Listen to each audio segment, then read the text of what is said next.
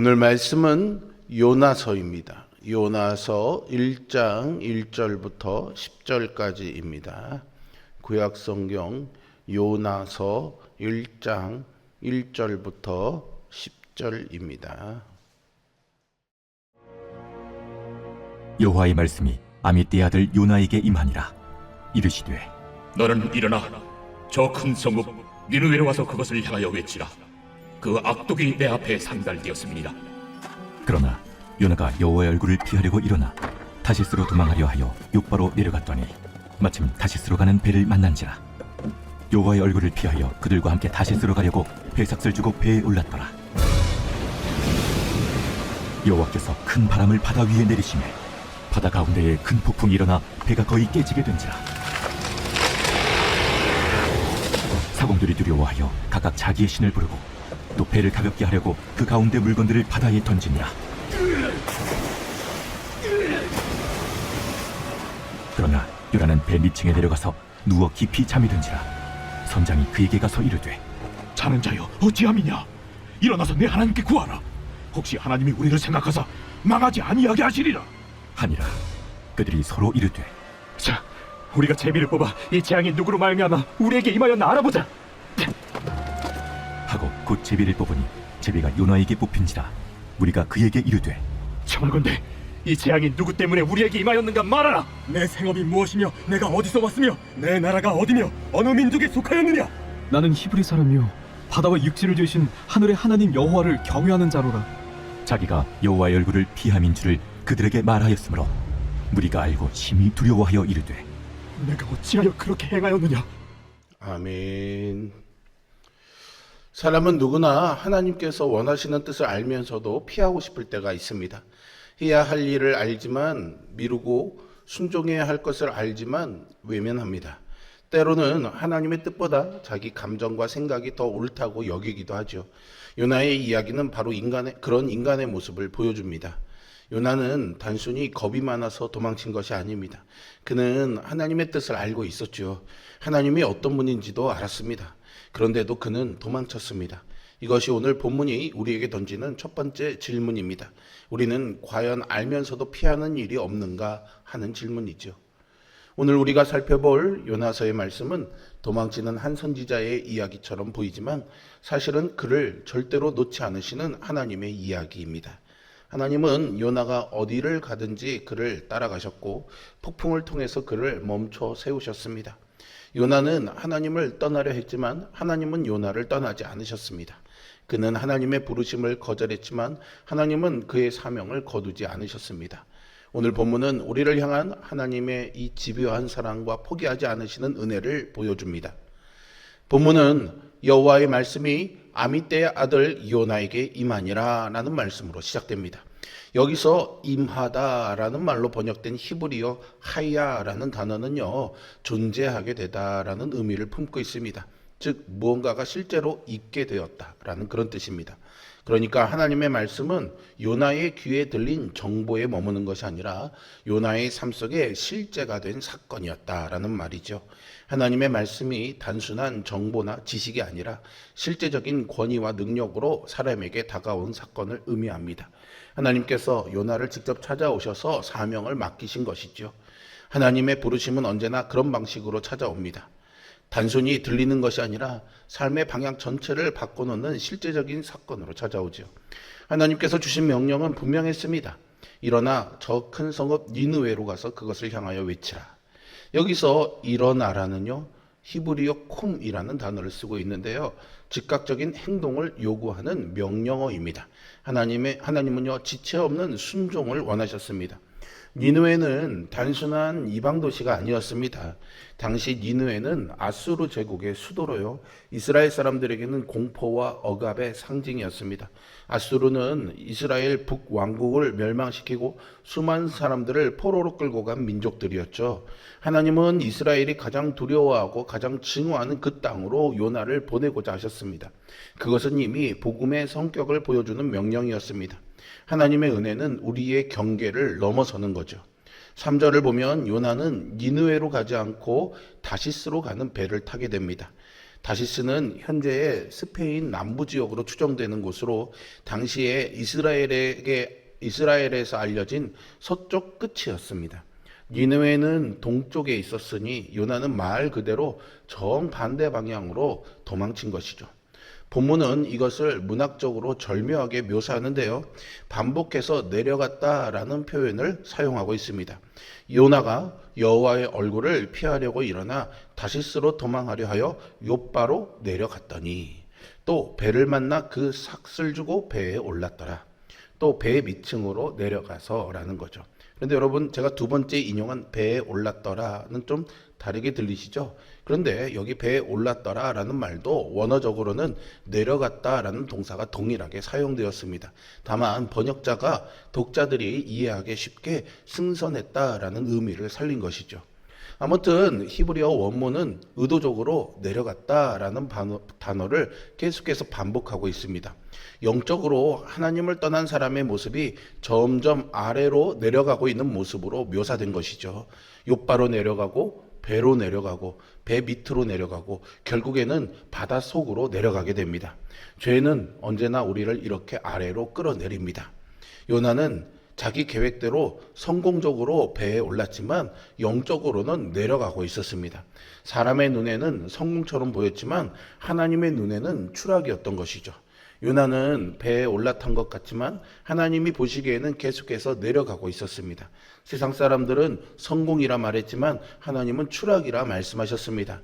하나님의 뜻을 떠난 그 길은 아무리 순조롭게 보일지라도 결국에는 내려가는 길임을 우리는 배우게 됩니다. 이것이 요나서 1장의 문학적 아름다움이자 신학적 메시지 가운데 하나입니다. 요나는 계속해서 내려갔지만 하나님은 그보다 더 깊은 곳까지 찾아 내려오셔서 그를 다시 일으켜 세우시죠. 이것이 바로 은혜입니다. 그런데 요나는 왜 도망가려 했을까요? 요나는 단순히 니느웨가 싫었던 것이 아닙니다.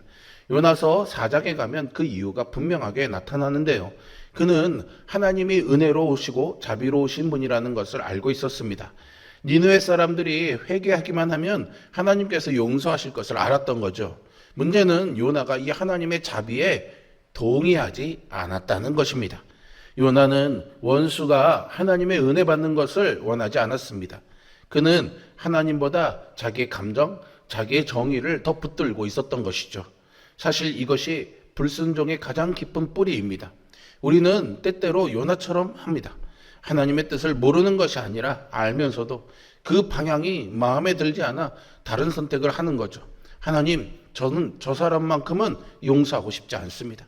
하나님, 저는 그 일만큼은 하고 싶지 않습니다. 하나님, 저는 그 길만큼은 가고 싶지 않습니다. 내 유익에 부합하지 않거나 나를 불편하게 만드는 순종 앞에서 우리는 종종 요나처럼 다시스로 가는 표를 사고 배에 오릅니다. 그러나 그 배가 정말 진짜 평안을 향해 가고 있는 것인지 오늘 본문은 우리에게 묻고 있습니다. 신앙은 하나님의 뜻을 내 생각에 맞추는 것이 아니라 내 생각을 하나님 뜻 앞에 굴복시키는 것입니다. 예수님께서도 겟세마네에서 내 원대로 마시옵고 아버지의 원대로 하옵소서라고 기도하셨지요. 순종은 감정이 준비된 다음에 하는 것이 아니라 하나님의 말씀이 주어졌기 때문에 하는 것입니다. 오늘 우리에게도 하나님은 말씀하십니다. 용서하라고요. 사랑하라고요. 복음을 전하라고 섬기라고 하십니다. 하나님이 우리에게 원하시는 것은 완벽한 준비와 마음이 아니라 순종하는 마음입니다. 요나는 하나님의 명령을 피해 다시스로 향하는 배에 올랐습니다. 인간의 눈으로 볼 때는요, 그의 계획이 성공하는 것처럼 보였습니다. 그 당시에는 오늘날 우리가 무슨 터미널에 가면 바로바로 차를 탈 수 있는 것처럼 멀리 가는 배편이 늘 있는 것이 아니었습니다. 길면은 서너 달, 1년 이상을 기다려야 배편을 구하는 경우들이 많았거든요. 그런데 마침 다시스로 가는 배에 오를 수가 있었던 거죠. 그리고 그 배에 삭슬 살 수 있는 돈도 있었습니다. 항해도 바로 시작이 되었습니다. 마치 인간의 눈으로 보기에는 상황이 딱딱 맞아떨어지는 최고의 행운이었죠. 그러나 하나님은 요나를 놓아두지 않으셨습니다. 본문 4절은 말합니다. 여호와께서 큰 바람을 바다 위에 내리시매. 여기서 내리시매라는 뜻은요, 말의 원래의 뜻은 고이 내려놓다 이런 의미가 아닙니다. 강하게 던지다, 내리꽂다라는 그런 뜻을 갖고 있습니다. 하나님께서 폭풍을 단순하게 허락하신 것이 아니라 의도적으로 보내셨다라는 것을 의미하고 있는 거죠. 당시에 지중해를 항해하던 선원들은 폭풍에 익숙하던 사람들이었습니다. 그런데도 본문은 배가 거의 깨어지게 되었다라고 기록합니다. 이것은 보통 폭풍이 아니라 하나님께서 일으키신 특별한 폭풍이었음을 보여줍니다. 폭풍은 우연이 아니었습니다. 그것은 하나님의 의도가 담긴 행동이었죠. 그런데 이 폭풍의 성격을 바르게 이해하는 것이 중요합니다. 이 폭풍은 요나를 벌하기 위한 하나님의 분노가 아니었습니다. 오히려 그것은 도망가는 요나를 붙잡기 위한 하나님의 개입이었죠. 흥미로운 것은 모든 사람이 깨어 있는데 요나만 잠들어 있었다라는 사실입니다. 선원들은 울부짖고 있었습니다. 갑자기 각자 자기 신에게 기도하고 있었죠. 짐도 바다에 다 던지고 있었습니다. 그런데 하나님의 선지자인 요나는 깊이 잠들어 있었습니다. 히브리어 원문의 뜻에 따르면 깊은 잠에 빠져 있었다라는 표현인데요. 단순한 잠이 아니라 거의 그냥 의식을 잃어버린 듯, 넋을 잃은 듯한 깊은 잠을 의미하는 겁니다. 그러니까 본문에 깊이 잠들었다라는 표현은 단순한 육체적 피곤이 아니라요, 영적인 무감각 상태를 의미한 겁니다. 하나님을 떠난 사람의 가장 위험한 모습은 죄를 짓는 것이 아니라 죄에 무감각해지는 것입니다. 기도하지 않아도요, 불편하지 않는 거죠. 예배를 소홀히 해도 괜찮습니다. 말씀을 읽지 않아도 갈급함이 없습니다. 다 영혼이 잠들어 있는 것이죠. 그래서 선장은 요나를 흔들어 깨우며 외칩니다. 자는 자여 어찌함이냐, 일어나 내 하나님께 구하라. 아이러니하게도요, 선지자가 아니라 이방인 선장이 오히려 하나님의 선지자에게 기도하라고 권면하고 있는 거죠. 신앙이 식어지면 오히려 하나님을 알지도 못하는 세상이 오히려 우리에게 신앙을 회복하라고 말하는 역설적인 상황이 나타나게 됩니다. 혹시 지금 내 영혼이 잠들어 있지는 않습니까? 예배는 드리지만 감격이 없고, 기도는 하지만 형식적이며, 말씀을 들어도 마음이 움직이지 않는다면 하나님께서 세상을 이용해서라도 우리를 흔들어 깨우고 계실지 모릅니다. 폭풍은 우리를 무너뜨리기 위한 것이 아니라 깨우기 위한 하나님의 경종일 수 있습니다. 선원들은 이 재앙의 원인을 찾기 위해 제비를 뽑습니다. 고대 근동에서는 제비 뽑기가 신의 뜻을 묻는 방법으로 사용되었습니다. 그러나 본문은 단순한 우연이 아니라 하나님의 주권적 섭리를 보여주는데요. 잠언 16장 33절은 이렇게 말합니다. 제비는 사람이 뽑으나 모든 일을 작정하기는 여호와께 있느니라 라고 말이죠. 결국 제비가요, 요나를 가리킵니다. 선원들은 질문하죠. 당신은 누구냐? 어디서 왔느냐? 무슨 일을 하는 사람이냐? 그때 요나는 대답합니다. 나는 히브리 사람이요, 바다와 육지를 지으신 하늘의 하나님 여호와를 경외하는 자로다. 여기서 우리는 아주 이상한 모순을 발견하게 되는데요. 그는 하나님을 경외한다고 말합니다. 그러나 하나님께 순종하지 않았죠. 그는 하나님이 바다와 육지를 창조하셨다고 말합니다. 그러나 바다를 건너서 하나님에게서 도망칠 수 있다 생각했습니다. 입술의 고백과 삶의 방향이 달랐던 거죠. 그는 하나님이 창조하신 바다 위에서 그 하나님을 피해 도망치고 있었습니다. 신학적으로 이것은 아주 중요한 교훈을 줍니다. 참된 신앙은 바른 고백만이 아니라 바른 순종으로 증명됩니다. 우리는 교회 안에서 얼마든지 신앙 고백을 할 수 있습니다. 그러나 삶이 하나님을 향하고 있는가가 더 중요합니다. 그런데 본문이 보여주는 가장 큰 은혜는 요나의 실패가 아니죠. 하나님께서 그런 요나를 포기하지 않으셨다는 사실입니다. 하나님은 요나를 버리실 수도 있었습니다. 다른 선지자를 세우실 수도 있었습니다. 그러나 하나님이 폭풍우를 보내셨죠. 이 폭풍을 어떻게 이해해야 할까요? 많은 사람들이 이 폭풍을 하나님의 징계로만 읽습니다. 물론 불순종에 대한 결과라는 측면은 있습니다. 그러나 본문 전체의 흐름을 보면 폭풍은 그것으로 그치지 않습니다.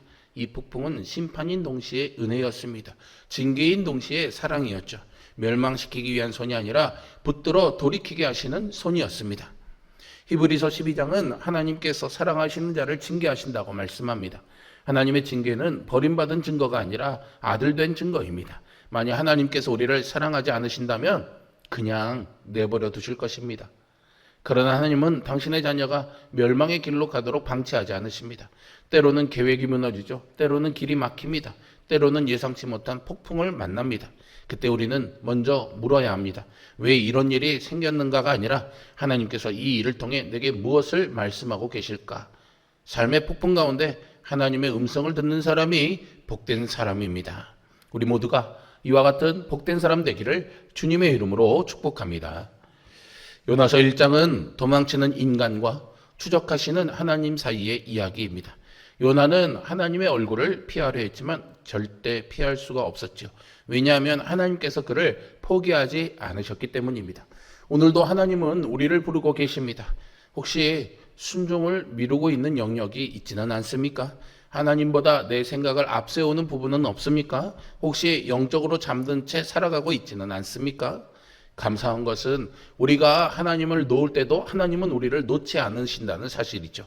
때로는 폭풍으로, 때로는 말씀으로, 때로는 사람을 통해 우리를 깨우고 다시 부르십니다. 그러므로 삶의 흔들림 속에서 원망하기보다 하나님의 손길을 바라보십시오. 도망치는 선지자를 끝까지 붙드셨던 하나님께서 오늘 여러분들을 붙들고 계십니다. 그 은혜의 손을 붙들고 다시 순종의 길로 돌아가는 우리 모두가 될 수 있기를 주님의 이름으로 축복합니다. 기도하겠습니다. 살아계신 아버지 하나님, 너무나 순종하지 못하며 요나처럼 행하는 우리들을 끝까지 사랑하시는 하나님의 은혜에 감사와 찬양을 올려드립니다. 오늘 이 주신 말씀에 우리가 영적인 깨달음과 인치심을 받아서 우리의 삶에 요나처럼 행하는 영역들이 있는 것은 아닌지 돌아보며 점검하되 거기에만 머무는 삶 되지 말게 하여 주시고 용기를 내어서 하나님의 말씀에 순종하는 한 걸음 내딛도록 인도하여 주시옵소서. 예수 그리스도의 이름으로 기도합니다. 아멘.